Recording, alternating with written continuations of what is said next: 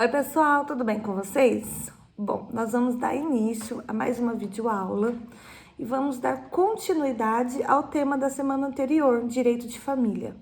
Nós vimos a respeito das espécies de família, do casamento, da união estável, divórcio, regime de bens.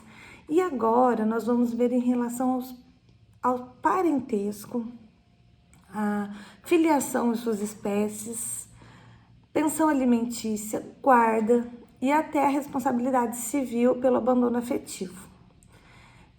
Então eu peço que vocês assistam esse vídeo até o final, é um tema muito interessante, é importante, é corriqueiro, a gente vê bastante no nosso dia a dia, então pode ajudar vocês ou pode ajudar alguém próximo de vocês.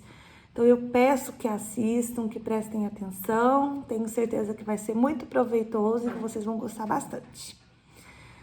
É importante que vocês saibam que família é diferente de parente, tá?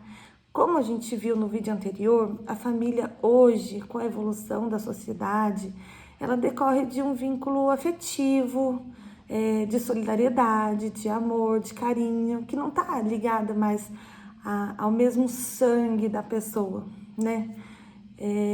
Então a gente viu que até repúblicas podem ser consideradas espécies de família hoje em dia. Enquanto que o parentesco, ele tem que ter um vínculo ou de consanguinidade ou de afinidade. Mas não precisam se preocupar agora com esses termos, eu já vou explicar para vocês quais são as espécies, os tipos de parentescos existentes e logo vocês vão conseguir entender melhor. Então, pelo Código Civil e pela Constituição, existem 4 espécies de parentesco. A primeira é a consanguinidade ou natural. É aquela em que as pessoas se vinculam por ser do mesmo sangue na ascendência e na descendência.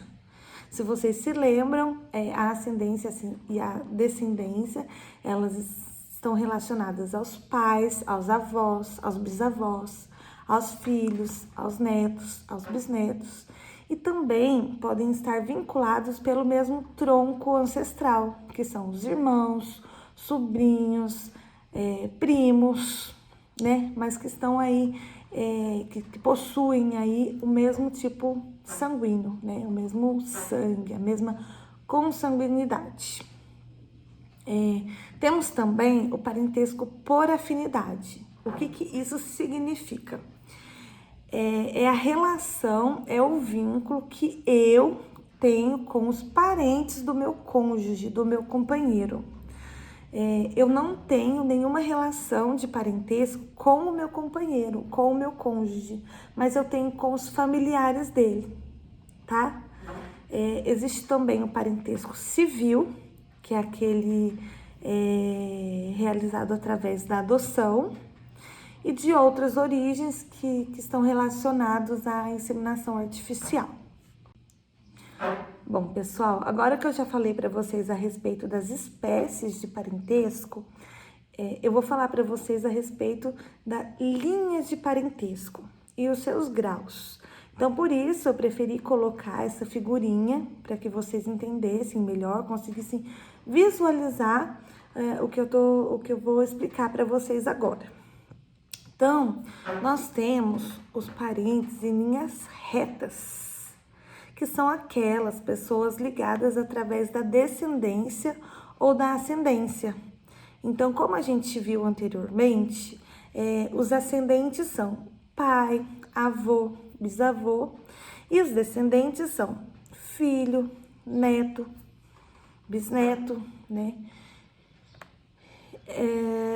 E assim sucessivamente. Lembrando que pode ou não decorrer do vínculo biológico e a contagem dos graus, ela vai se dar através das gerações entre as pessoas. Então, aqui no desenho, eu tenho um vínculo de parentesco, né, em ascendência com o meu pai de 1º grau, com o meu avô de 2º grau, com o meu bisavô de 3º grau. Enquanto que eu tenho uma relação em linha reta, né, de descendência com o meu filho em 1º grau, com o meu neto em 2º grau. Além da linha reta, nós temos as linhas colaterais, né? Que são essas que se dá através do mesmo tronco ancestral, né? Não se dá pela ascendência ou pela ascendência, mas pelo mesmo tronco ancestral. Então, são os tios, tio-avô, irmão, sobrinho, primo.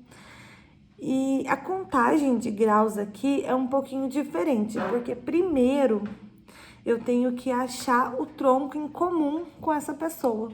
Então, no caso, eu com o meu irmão, qual é o tronco em comum que nós temos? É o nosso pai. Então, eu tenho uma relação em primeiro grau com o meu pai e de segundo grau com o meu irmão.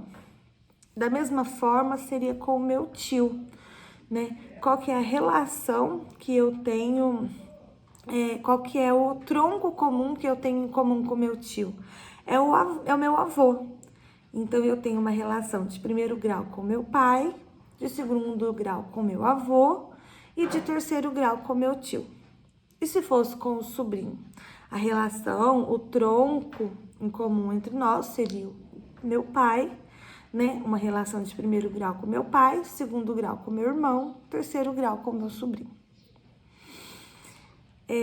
Aqui tem um fato bastante interessante, que é o primo, se vocês conseguirem visualizar, nós temos uma relação de quarto grau. Então, assim, a gente já ouviu muito falar, a gente mesmo fala, é meu primo de primeiro grau, é meu primo de segundo grau. E, na verdade, isso não existe, porque o grau de parentesco que nós temos com o nosso primo é o quarto. Porque, ó, eu preciso ter uma relação de primeiro grau com meu pai, segundo grau com meu avô, terceiro grau com meu tio, e aí é que tem uma relação de quarto grau com o meu primo, tá? Então, na verdade, o primo que a gente sempre achou que era de primeiro grau, na verdade é de quarto grau. E os primos de segundo grau, nem existe uma relação de parentesco, tá? Porque nas linhas colaterais, essa contagem de graus dos parentes, ela se dá até o quarto grau, enquanto que nas linhas retas é infinita. Então, é filho, neto, bisneto, aí tem vô, vó, bisavó, tetravó, né? É infinita a linha reta, mas a linha colateral, ela conta até o quarto grau. Bom, pessoal, como eu disse para vocês anteriormente, existem também os parentescos por afinidade. E são aqueles em que eu me vinculo aos parentes do meu cônjuge ou do meu companheiro, né?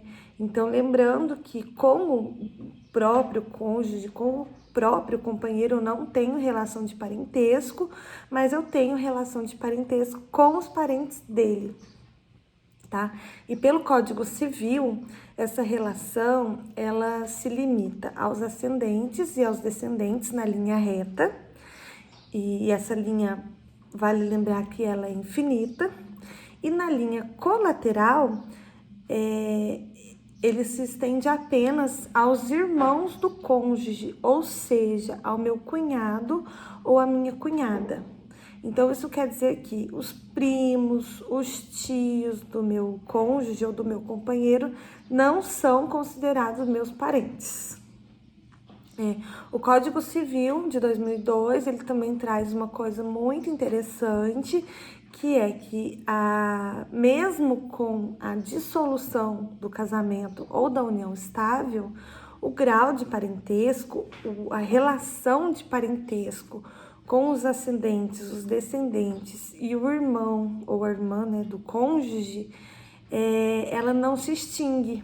Então, é por isso que se diz que sogra e sogro é para sempre, porque mesmo que haja divórcio, a relação de parentesco, ela continua, tá? E a consequência disso, por exemplo, é que não se pode casar com sogro, com sogra e nem com enteado, mesmo que haja divórcio com o cônjuge ou com o companheiro. Pessoal, a minha parte, então, fica por aqui. Eu passo a palavra agora para o meu colega William, que vai falar para vocês um pouquinho a respeito da filiação.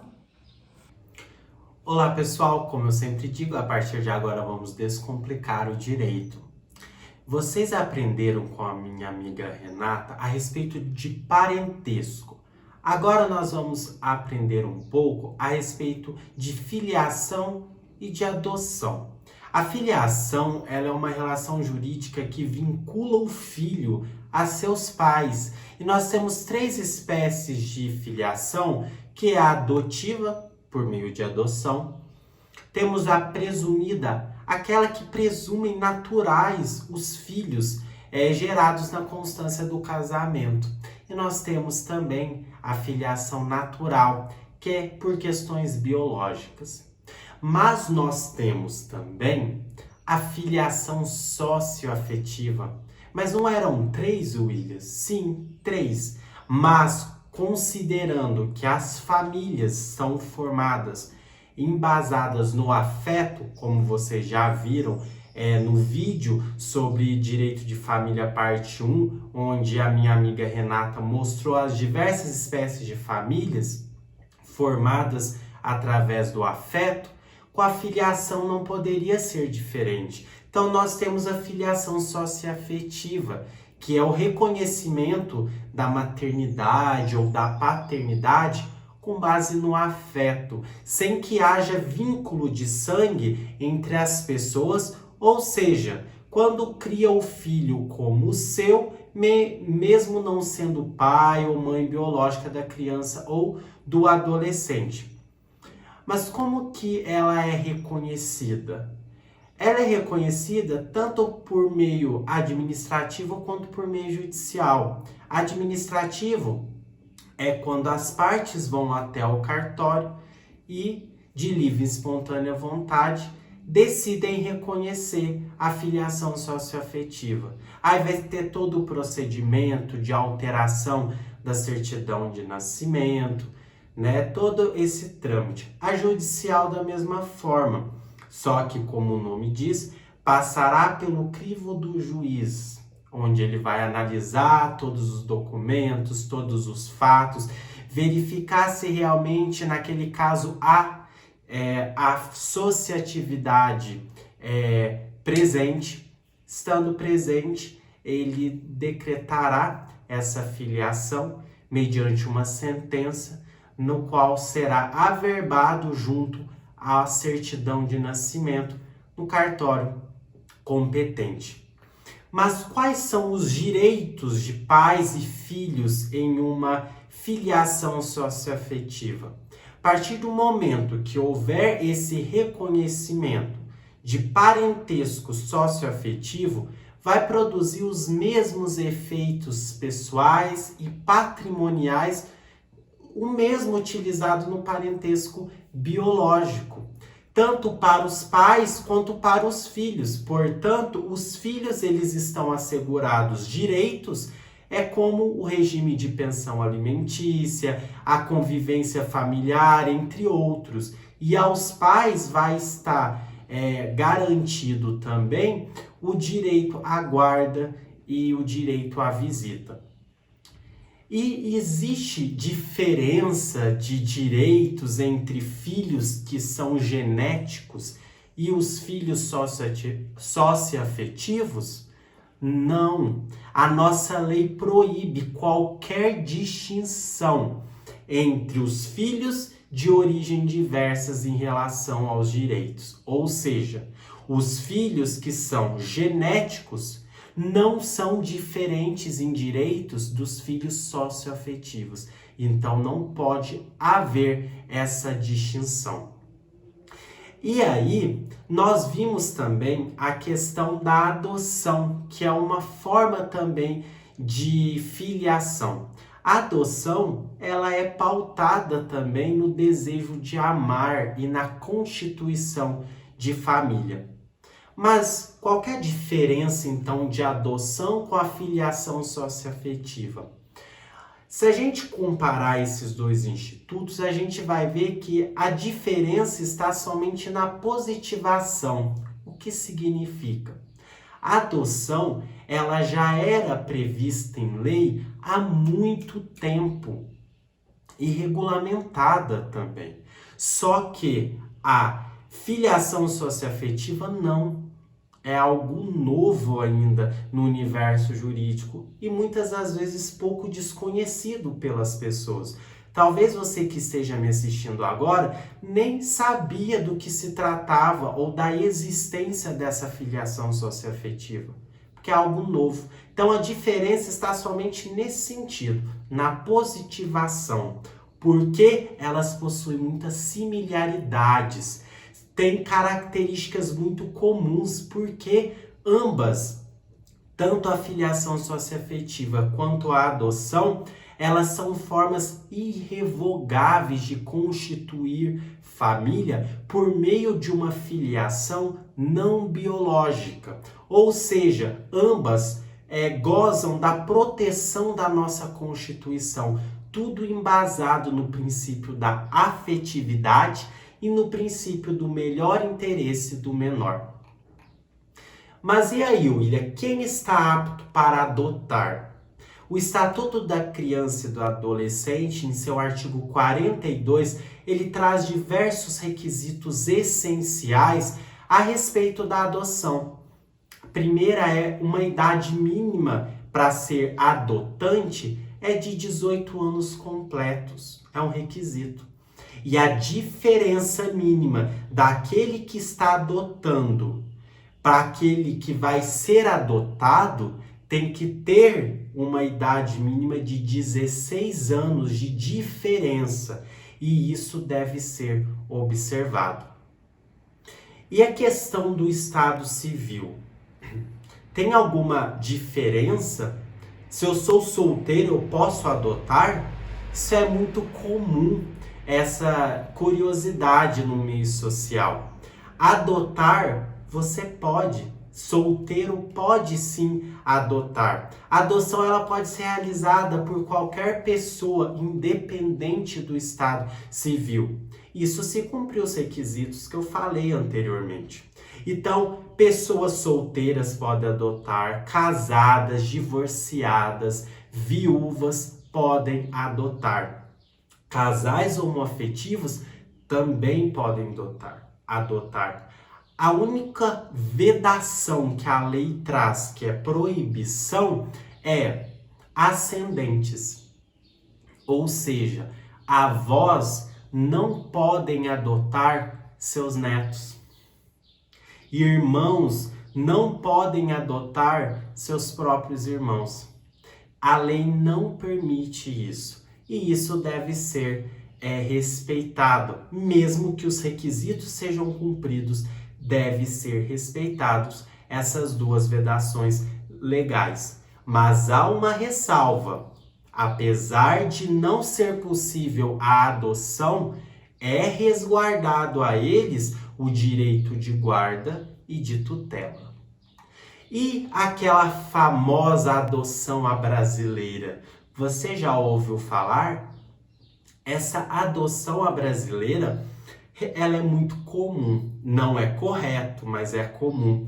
É quando há um reconhecimento voluntário da paternidade da criança.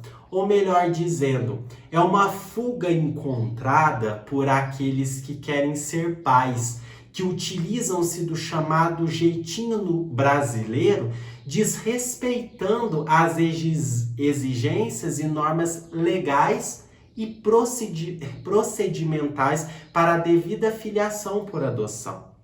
Significa que, por exemplo, há uma mulher com sua filha e essa mulher ela vai casar com um homem, por exemplo. E esse homem não é pai dessa criança, mas com o jeitinho brasileiro, esse pai vai com a mãe biológica da criança e registra a criança como se pai dela fosse. Então essa é a famosa adoção à brasileira, o jeitinho brasileiro encontrado. E a adoção dirigida ou intuito persona é uma adoção que ela é muito comum, usada nos Estados Unidos, só que no Brasil ela não é permitida. A adoção dirigida é quando a própria mãe, por exemplo, biológica da criança, pega a criança e entrega para uma outra pessoa e fala: fique com ela, crie ela, eduque. Ou seja, dirigiu a criança a uma pessoa. Hoje não é permitido isso porque com o advento da lei de adoção, há o cadastro de adoção. E nesse cadastro é colocado, de um lado, as crianças e adolescentes em condições para serem adotados, e de outro lado, as pessoas interessadas em adotar. Ou seja, para que haja adoção no Brasil, é necessário das pessoas estarem nessa lista. Então, dirigir uma adoção nesse sentido que nós estamos conversando não é possível. Mas e aí, William, como que funciona o processo, então, de adoção no Brasil? Existem várias etapas. A primeira é procurar a vara da infância e juventude do seu município e perguntar quais são os documentos que você deve começar a juntar. Juntado esses documentos, através de um advogado particular ou de um defensor público, vai ser redigida uma petição, onde você vai mostrar para o juiz o seu interesse em ter seu nome inscrito na lista de adoção. E essa petição vai ser dirigida no cartório da vara da infância do seu município. Feita essa petição, juntados os documentos, você vai para uma terceira fase. Vai ser feito um curso de preparação psicossocial e jurídica. Esse curso ele tem duração de 2 anos. E aí, depois que finaliza esse curso, você vai receber em sua casa uma visita da assistência social e vai ser feito também uma entrevista. Feito tudo isso, eles vão fazer um laudo dessa entrevista e tal, e vai juntar naquela sua petição, lembra? E o juiz vai analisar. Analisando, o juiz vai dar uma sentença sobre a sua aptidão para a adoção. Depois que houver essa sentença e ela for positiva, você vai estar no rol da lista para adotar uma criança. E aí entra a quinta etapa, onde você vai tentar encontrar uma criança e um adolescente com o perfil que você definir. E se tudo ocorrer bem, vem a sexta etapa. A ação de adoção terá início. Você já encontrou uma criança, então vai ter início. Sua vez chegou, então vai ter início uma ação de adoção e você vai ter a guarda provisória dessa criança. Enquanto você está com essa guarda provisória, o processo vai estar continuando a correr, onde vai ter visitas periódicas, assistentes sociais, para ver como que está o convívio daquela criança provisoriamente no seu lar. Estando tudo bem, aí vem o juiz dando uma sentença de adoção e registrando a criança e o adolescente na sua família. Neste momento, a sentença vai ser utilizada para que seja colocada ao cartório de registro civil para que seja modificado toda a certidão de nascimento da criança, incluindo os avós, incluindo o nome da criança, sobrenome. E é muito interessante uma observação que não pode constar na certidão de nascimento a observação de que foi através de adoção. E uma coisa interessante, vocês percebem então que aquela criança, ela foi para um novo lar, uma nova família. Então, o que precisa acontecer? A destituição do pátrio poder. E o que é a destituição do pátrio poder? É uma ação que é movida tanto pela pessoa quanto pelo Ministério Público, na qual retira as responsabilidades dos pais biológicos sob o menor, o adolescente, e repassa, no caso da adoção, para a família essa responsabilidade, a família que adotou. Então, uma vez que a sentença de destituição do poder familiar ela tenha sido proferida pelo juiz, transitada em julgado, não cabe mais recurso, ela é irreversível. E a família biológica perde todo o direito sobre aquela criança, pois com a adoção ela está em um novo lar. Vocês perceberam que tanto a questão da filiação socioafetiva quanto da adoção, tudo está prezando pelo melhor interesse do menor. E se os filhos não forem criados em comum pelos pais responsáveis, obrigatoriamente, aquele que não está com a criança terá que ajudar a cuidar dele, não é verdade? Então, agora o nosso amigo Lázaro vai falar sobre isso. Vai falar sobre o que acontece quando os pais não ficam mais juntos, quando acontece o divórcio, a separação, por exemplo, a dissolução da união estável, como já falamos aqui. Ou até mesmo aquele casal que nem casados eram, sem vínculo matrimonial, mas geraram um filho. Como ficaria? Então, agora fica com o meu amigo Lázaro, que ele vai falar para vocês a respeito de guarda, alimentos, regulamentação de visitas. Até a próxima. Olá a todos, eu sou Lázaro de Oliveira e eu vou continuar a fala do meu colega William. Agora vamos conversar sobre 3 tópicos essenciais no direito de família: a guarda, os alimentos e o direito de visita. Primeiramente, a guarda, que é o direito que os pais têm de convivência com os filhos. Um processo de separação implica mudanças na vida de um casal.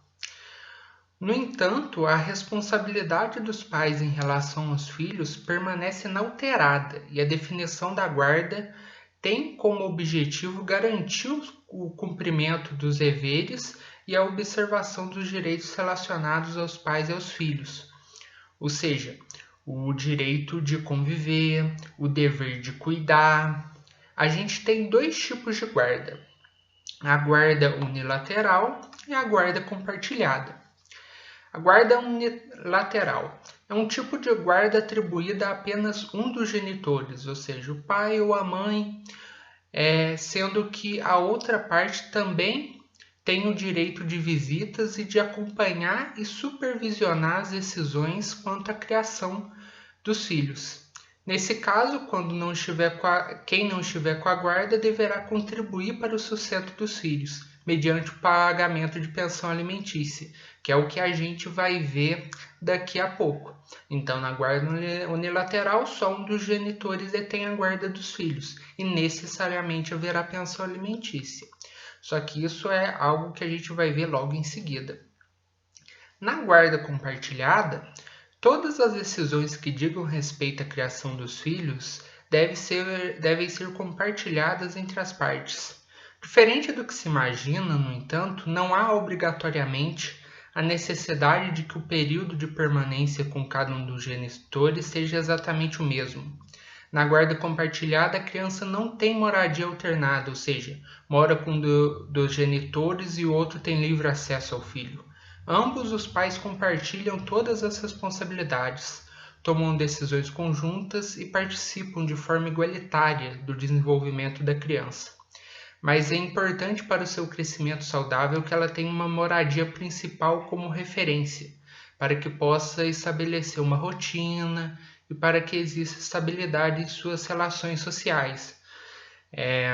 Nesse caso, mantém-se a necessidade de fixação de pensão alimentícia a ser paga pelo genitor que não mora com o filho. Ou seja, não precisa ser aquela guarda meio a meio, metade da semana fica com um genitor, a outra metade fica com o outro. Pode ser, por exemplo, durante a semana com um genitor, nos finais de semana com o outro, justamente com o intuito de dar essa estabilidade nas relações sociais da criança. Então, ela ter vizinhos, colegas de escola, que vão passar a semana com ela e, por exemplo, nos finais de semana, a gente tem a guarda de outro genitor. Contudo, para haver a guarda compartilhada, deve haver um entendimento entre os genitores, ou seja, entre o pai e a mãe. Não é possível a gente ter a guarda compartilhada sem uma conversa, ou seja, sem os pais se entenderem para definir, olha, quem fica com a guarda dos filhos durante a semana, durante o final de semana, ou o contrário, durante o aniversário, durante o feriado. Então, o diálogo é sempre importante. E a gente deve sempre lembrar que na guarda compartilhada, ela deve ser a regra, né? No sentido de a gente ter a convivência com os dois genitores. Bem, esse tópico de guarda nos leva, consequentemente, como eu já disse, ao tópico de alimentos. Ou seja, o dever de os pais sustentarem os filhos, que é enfatizado tanto na Constituição da República quanto no Código Civil. Na obrigação alimentar, são devidos os alimentos quando quem os requer, ou seja, os filhos, não têm bens suficientes nem podem prover pelo seu trabalho o próprio sustento. Uma criança, um adolescente, um estudante. E aquele de quem se reclama, ou seja, os pais, um dos pais, pode fornecê-lo sem comprometer o necessário para o seu sustento. Ou seja, os alimentos devem ser fixados na proporção das necessidades do reclamante, quem que é o reclamante? O filho, a filha, e dos recursos da pessoa obrigada. Quem que é obrigado a pagar os alimentos? O pai, a mãe. Mas serão indispensáveis à subsistência. Ou seja, independentemente do estado de necessidade do filho e da filha, a gente vai ter a pensão alimentícia. O valor da pensão alimentícia deve ser destinado àquele que vai a receber para manutenção e preservação do seu padrão de vida, ou seja, do seu status enquanto alimentado. Então, muitas vezes é difícil de mensurar, de medir o valor da pensão alimentícia, pois ela vai depender do padrão de vida que o filho ou a filha tinha quando ambos os pais contribuem para o seu status econômico-social. Ou seja, aquele mito de 30% não passa de um mito. Não é regra que toda pensão alimentícia vai ser no valor de 30% do salário ou dos rendimentos do genitor que paga a pensão alimentícia. O valor da pensão alimentícia vai ser definida de acordo com o status socioeconômico dos genitores e do padrão de vida do alimentado, ou seja, do filho ou da filha. Então, pode ser que a criança pratique hipismo, pratique natação, isso vai ser levado em consideração? Vai. Pode ser que o pai ou a mãe fizesse diversas viagens, isso vai ser levado em consideração? Vai. Lembrando que é sempre de uma forma que não comprometa o próprio sustento daquele que paga a pensão alimentícia. Então, a gente vai ser razoável para proporcionar condições socioeconômicas para o alimentado, mas ao mesmo tempo que não comprometa o sustento do alimentante, ou seja, do pai ou da mãe que paga os alimentos. Pois a ideia da pensão alimentícia é justamente pelo fato da separação dos pais, não haver o comprometimento do sustento, da manutenção, da preservação do modo de vida dos filhos. Então, esse valor ele pode ser variável e vai depender da necessidade do filho e da capacidade de provimento dos pais. Como eu disse, na guarda unilateral é obrigatório ter pensão alimentícia. Na guarda compartilhada, isso vai ser discutido caso a caso, de acordo com as condições socioeconômicas dos pais e da necessidade dos filhos. O dever de sustento, ele cessa com a maioridade dos filhos. Atualmente, isso ocorre quando eles completam 18 anos, que é quando eles ficam habilitados à prática de todos os atos da vida civil, ou seja, a maioridade, maior de 18, na vida civil. Todavia, a maioridade por si só não basta para exonerar os pais do dever de alimentar os filhos. Então, no momento que se completa 18 anos, deve o pai ou a mãe que paga os alimentos deve pleitear judicialmente essa exoneração, ou seja, a parada de pagar esses alimentos. Por outro lado, mesmo que o filho atinja a maioridade, existem casos em que a pensão alimentícia pode continuar, pois mesmo completados 18 anos, as obrigações familiares não cessam. Então, se o filho maior de 18 e menor de 24 não trabalhar e cursar estabelecimento de ensino superior, ou seja, cursar faculdade em qualquer curso superior, ele terá direito à pensão alimentícia, só que esse valor pode ser revisto de acordo com as necessidades dele, uma vez que a intenção agora é custear os estudos daquele filho ou daquela filha. A gente vai abrir uns parênteses aqui para falar dos alimentos gravíticos. Muitas vezes ocorre a engravidez indesejada e muitas gestantes são desamparadas pelo pai do bebê ou são pressionadas a fazer um aborto.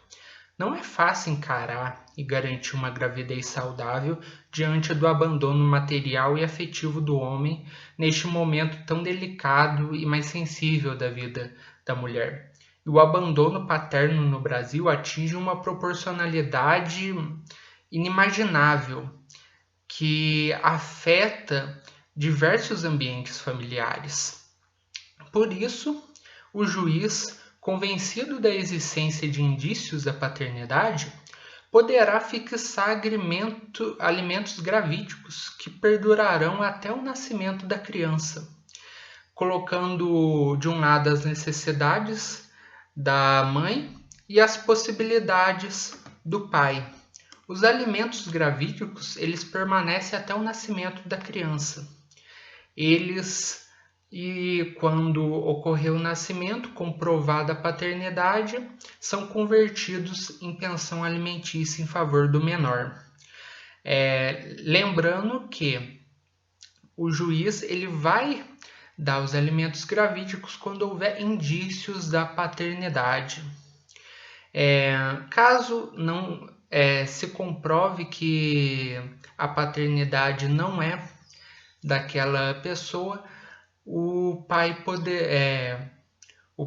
mas aquele que pagou a pensão alimentícia poderá pedir que essa seja cessada e não seja convertida em pensão alimentícia, ou seja, deixar de pagar os alimentos pagou os alimentos gravídicos e deixar de pagar a pensão alimentícia. Lembrando que isso é um caso em que o juiz ele vê que há indícios de paternidade.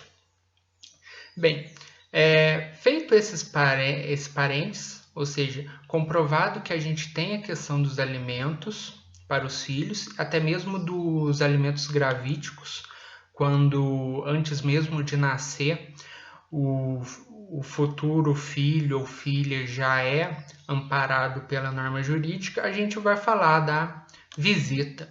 O pai ou a mãe que não estejam com a guarda dos filhos poderá visitá-los e tê-los em sua companhia, segundo o que acordar o outro cônjuge ou companheiro, ou, caso não houver entendimento, for fixado pelo juiz, para fiscalizar a manutenção da vida do seu filho ou filha e também a sua educação.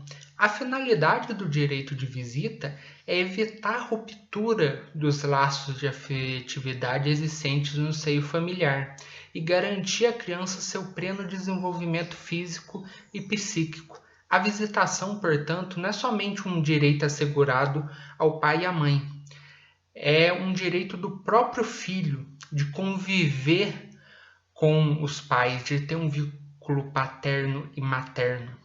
E interessante saber que o direito de visita ele também se estende aos avós, a critério do juiz, observado os interesses da criança ou do adolescente.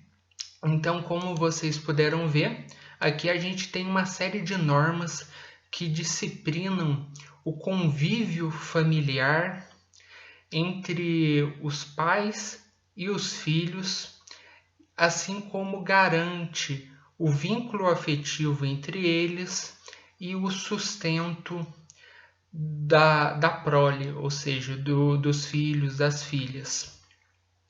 A gente também tem a possibilidade de abandono afetivo, que vai ser tratada pelo meu colega Matheus no vídeo que se segue. Muito obrigado por suas contribuições e já vamos dando sequência daqui nessa parte final do vídeo acerca de direito de família. É importante ressaltar, pessoal, que vocês são motivo desse projeto e é por vocês que estamos aqui trazendo mais esse conteúdo. Então pedimos que você participe, mande suas dúvidas, se inscreva no canal, deixe seus comentários e fiquem à vontade, porque só é possível construir conhecimento de forma coletiva. Então vamos avançando juntos, tá bom? Mais uma vez, muito obrigado. Dando sequência ao que o William, inclusive, levantou, nós temos uma perspectiva importante que deve ser observada dentro do direito de família. Aliás, um dos princípios fundamentais desse ramo do direito é o princípio da afetividade. Esse princípio coloca o afeto como centro das relações familiares, como elemento fundante das relações familiares.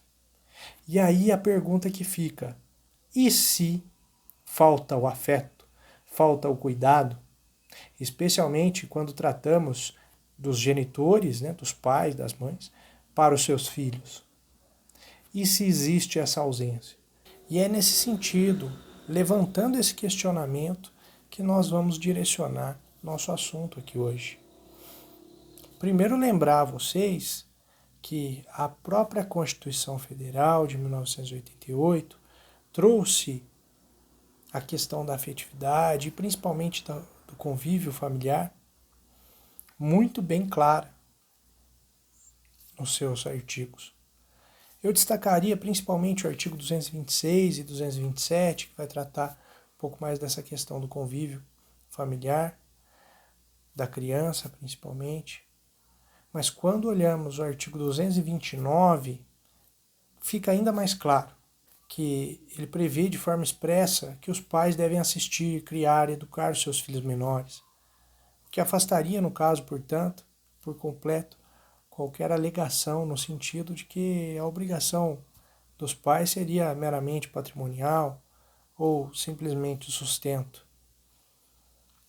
Só o fato de educar já denota que é preciso uma relação próxima,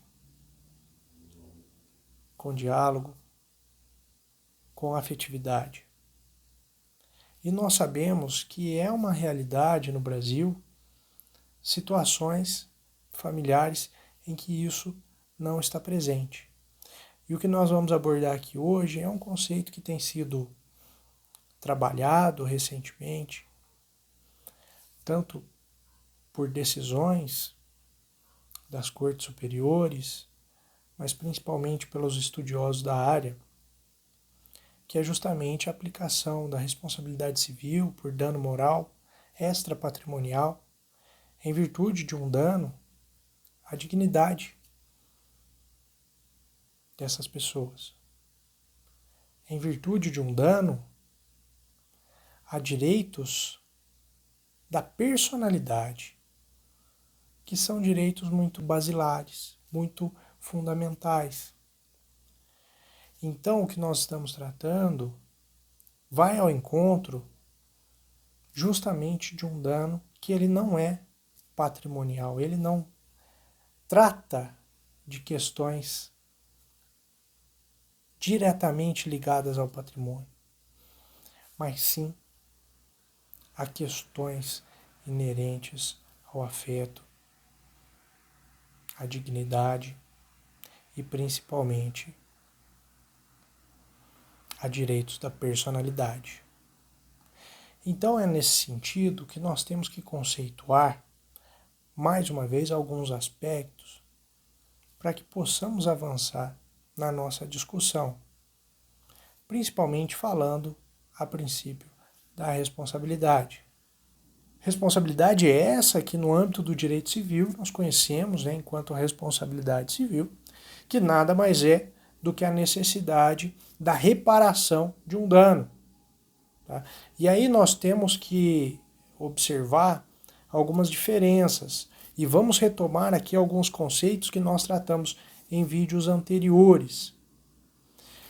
O primeiro deles é justamente o que trata a responsabilidade subjetiva. Seria basicamente quando existe a figura da culpa, quando nós podemos observar que existe uma conduta, que é uma ação ou omissão, um dano, e o nexo de causalidade entre eles, aquele fio que conecta a ação ou omissão e o dano. Tá? No caso, a figura da culpa é muito importante para se configurar esse tipo de responsabilidade. Agora, também tem-se os casos em que a lei prevê a necessidade de reparação do dano, ainda que não haja a presença da culpa, efetivamente, que seria a responsabilidade objetiva. Tá? Então é importante que nós rememoremos essas questões de forma breve, para podermos avançar no que concerne a questão da responsabilidade civil aplicada ao direito de família. E antes de avançarmos, pessoal, é importante conceituar também a questão do dano, que pode ser material, e não é o que estamos tratando aqui nesse aspecto do direito de família, porque está muito mais atrelado à questão de patrimônio, questões materiais mesmo, mas estamos tratando do dano moral. Haja vista que trata-se de uma lesão a um direito da personalidade, que é inerente a cada um de nós, e que é preconizado pela Constituição Federal, especialmente seu artigo 5º. Então nós temos que observar que a lesão a um desses direitos, ou a vários dos direitos da personalidade, incidirão de forma clara, segundo o nosso ordenamento jurídico, em responsabilidade civil e, efetivamente, na necessidade de se reparar esse dano. E é certo que nós podemos observar, nos últimos anos, principalmente, um avanço no que se refere ao entendimento, tanto jurisprudencial quanto dos estudos que são lançados a respeito, de que a responsabilidade civil se aplicaria no âmbito do direito de família e tem difícil conceituação por conta do seu caráter extrapatrimonial. Mas quando nós vamos observar que as funções familiares elas constituem verdadeiros direitos-deveres, a sua inobservância pode sim acarretar, né, em danos para os sujeitos envolvidos, né? Danos de ordem existencial mesmo. Então, tendo isso preconizado, né, tendo essa perspectiva muito bem elencada, nós podemos pensar que é inviável, né, pensar que a família é instituída como meio de garantia da dignidade da pessoa humana, meio de realização de todos os seus membros, estaria desprotegida eventualmente e imune aí aos princípios da responsabilidade civil. Pelo contrário, os diversos entendimentos mais recentes denotam que é totalmente aplicável, ainda mais se tratando do tema que especificamente nós trouxemos hoje para abordar, para trazer essa reflexão para todos e todas. E nós podemos tomar por base que a responsabilidade por abandono afetivo estaria muito ligada em decorrência, né, em consequência de o agente, né, o genitor, no caso, ter sido omisso, né, no cumprimento de um dever que era previsto legalmente, né, de não utilizar, de exercer o seu poder familiar que lhe incumbe, que a lei estabelece. E, em decorrência disso, causa um dano existencial, um dano que é profundo, que deixa marcas irreparáveis na formação do seu filho. E no que se refere às relações familiares, especificamente dos pais e seus filhos, nós podemos observar ainda os elementos, né, da responsabilidade civil bem aplicados, né, a conduta, o dano, o nexo causal, o dolo e a culpa, né? Nós podemos, por exemplo, observar que a responsabilidade civil seria uma sanção para o descumprimento da obrigação parental de cuidado, de assistência e convivência com relação aos filhos, né? E a conduta justamente seria esse ato, né, esse elemento caracterizador da responsabilidade civil, né, demonstrada pela ação ou omissão do pai ou da mãe que trata o filho com desprezo, com humilhação, priva esse filho do convívio familiar, de alguma forma. Tais atitudes configurariam, né, um ato ilícito, uma vez que violam os direitos.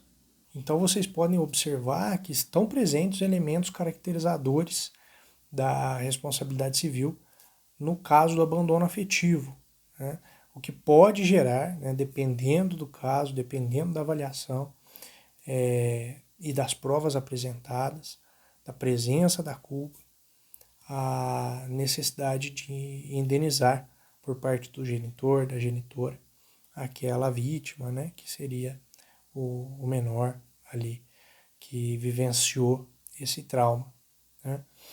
Então, esse entendimento foi elencado em uma decisão histórica do Superior Tribunal de Justiça em meados de 2012, né, pela ministra Nancy Andrighi, que trouxe, né, no seu voto, ali no seu relatório amplo, uma frase que ficou marcada na história desse debate, né, a respeito do abandono afetivo, que amar é faculdade, mas cuidar é dever.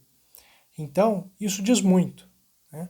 Naquele momento, mudou-se a jurisprudência, a forma de entendimento, que ainda não é pacífico, ainda existem algumas decisões divergentes pelo país, mas fica a reflexão de que a afetividade é elemento fundamental para essa base da sociedade, né, que são as famílias também. Então é importante que nós ressaltemos o seguinte, a responsabilidade dos pais ela é muito grande, né? E ela não está atrelada especificamente à questão patrimonial, é muito mais ampla. Então, a reflexão que nós trazemos é justamente a respeito disso, né? Dessa responsabilidade grande na condução da educação de um filho. Então, o que nós gostaríamos de trazer hoje é justamente que vocês façam essa análise e que mandem perguntas também para que a gente possa ampliar essa rede de conhecimento e de debates acerca de assuntos tão importantes para a sociedade, tá? Outro ponto que seria interessante ressaltar seria a possibilidade, eventualmente, da aplicação da responsabilidade civil por abandono afetivo de modo inverso, né? Que seriam os pais idosos, na maioria das vezes, que são abandonados e privados do convívio familiar por seus filhos. Então, é uma análise também que tem que ser avaliada, até porque a Constituição e o Estatuto do Idoso preconizam o direito do convívio familiar a essas pessoas, né? Então, é um tema novo, é um tema com decisões recentes, mas que permeia as nossas vidas, de toda a sociedade, há muito tempo. Então, devemos estar atentos e sempre buscar mais conhecimento e a ampliação do nosso saber. Por hoje é isso, pessoal. Gostaríamos de agradecer mais uma vez a companhia de vocês durante todo esse processo e que a gente possa seguir juntos construindo o conhecimento e descomplicando o direito. Grande abraço!